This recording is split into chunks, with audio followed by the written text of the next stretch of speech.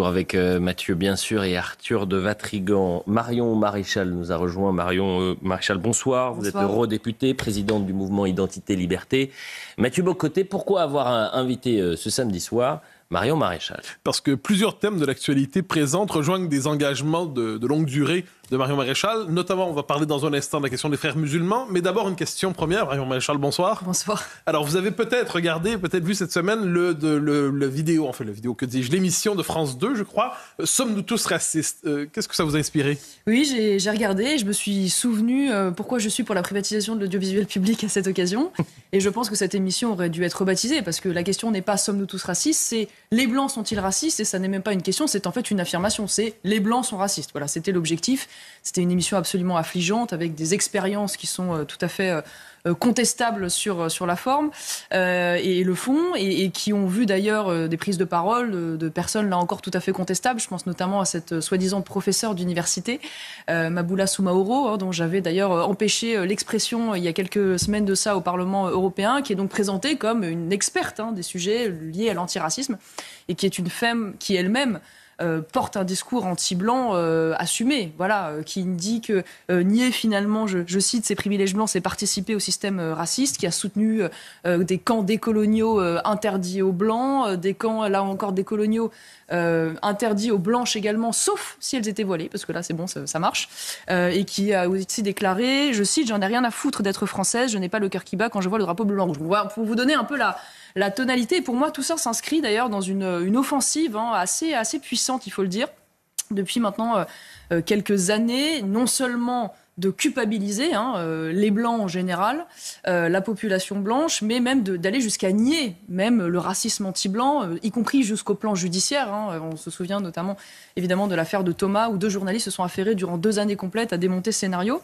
Et plus largement, quelque chose de très insidieux, parce que ça m'a fait penser immédiatement en regardant cette émission à 2 publicités que j'ai vues, une dans le journal L'Équipe, je ne sais pas si vous avez vu, on voit une mère de famille blanche, blonde, qui se jette du coup sur un des arbitres manifestement de football et qui est censé dénoncer donc la violence dans le sport, et une autre du CHU de Grenoble, si je ne m'abuse, qui là encore voit une personne donc blanche agresser un soignant. Donc vous voyez, au prétexte en fait de ne pas soi-disant alimenter les préjugés à l'égard de personnes d'origine immigrée étrangère, eh bien là pour le coup il n'y a aucun complexe à systématiquement représenter le blanc comme nécessairement le coupable, le délinquant, le méchant, ce qui est évidemment extrêmement raciste en réalité. Mais comment expliquez-vous cette radicalisation du service public? J'entends par là la population manifestement est exaspérée devant l'immigration massive, n'en peut plus de ce type de discours, et le service public décide d'en rajouter une couche. Comment le comprenez-vous?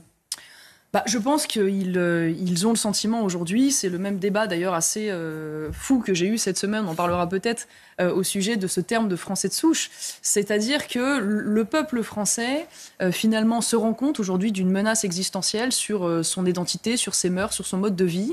Il cherche à réagir à cela, et donc toute la journée, pour l'empêcher de réagir finalement, on va pas seulement d'ailleurs le culpabiliser, du fait de ses origines qu'il inscrirait nécessairement, mécaniquement dans ce rôle du coupable, qui est donc tenu de se taire, mais jusqu'à aller à la négation de son existence. Ça veut dire que le peuple historique français n'existerait pas, le français de souche n'existerait pas. Vous avez eu un échange avec Apolline de Malherbe autour de cela, c'est-à-dire de manière un peu étonnante, où une madame qui s'appelle de Malherbe explique à une autre qui s'appelle Maréchal que les français de souche n'existent pas. C'est une espèce d'expérience de déni étonnant. J'ai vécu un moment de trouble, je ne vais pas vous mentir, parce que j'ai dû expliquer pendant près de 10 minutes dans cette émission, en effet sur BFM TV, que les Français de souche, les Français donc d'origine française tout simplement existaient. Je crois en faire partie de vieilles souches, ayant moi un nom breton, Le Pen, et un arrière-grand-père et un grand-père présents sur le monument aux morts, face à en effet une journaliste qui s'appelle Apolline de Malherbe, donc qui est quand même issue de la noblesse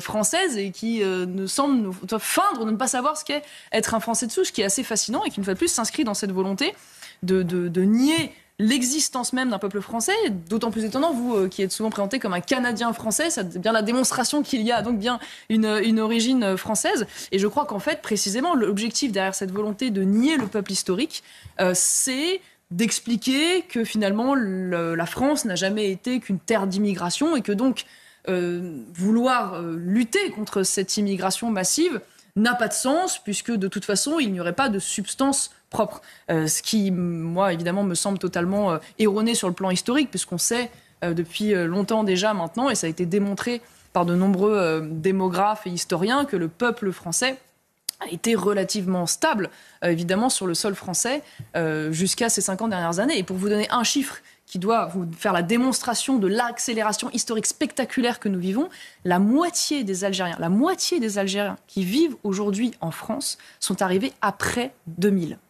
Ouais, pour vous dire, en fait, qu'on vit un phénomène extraordinaire, au sens littéral, exceptionnel, et on essaye de dissimuler cela aux Français en leur expliquant que finalement, non, pas du tout, ils n'existent pas, et si tant est qu'ils existent, de toute façon, ils sont mieux amenés à se taire.